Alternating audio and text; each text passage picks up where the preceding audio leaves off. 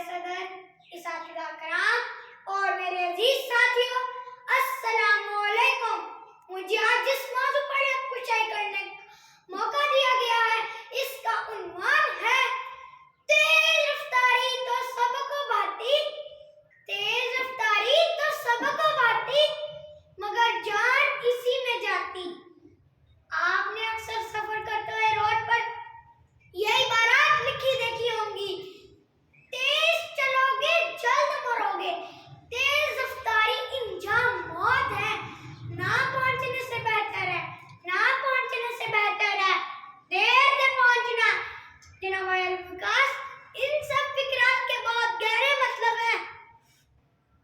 हमें चाहिए कि हमें न सिर्फ सड़क पर चलते बल्कि जिंदगी के हर शोबे में तहम्मुल मजाजी से काम ले।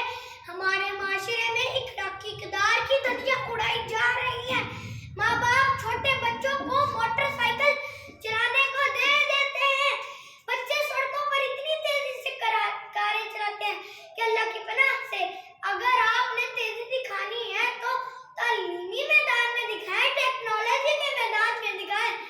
इल्लामा इकबाल ने क्या खूब कहा, खुदी को कर बुलंद इतना कि तकदीर से पहले, खुदी को कर बुलंद इतना कि तकदीर से पहले खुदा बंदे से खुद पूछे बता तेरी रजा क्या है।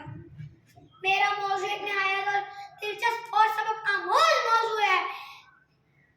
आप मौत के ताल्लुक से इंसानियत और माशरती असरात और मजहबी पहलुओं पर गौर कर सकते हैं। अगर मैं मजहब के हवाले से बात करूं तो ये जानते कहेंगे तेज रफ्तारी का इंजाम मौत है, मौत है तो ये खुदकुशी के मुतरादिफ है। अगर मैं माशरती असरात की बात करूं तो जब कोई तेज रफ्तारी की वजह से भी मर जाता है तो इसके घर वालों पर क्या गुजरती होगी। आइए आज हम अहद करें कि इस माशरती बुराई को जड़ से उखाड़ दें। हमें चाहिए कि हुकूमत के दिए गए ट्रैफिक के असूलों को अपनाएं जो रफ्तार की हुकूमत ने मुकर्रर कर दी है, इस पर अमल पैरा हूँ।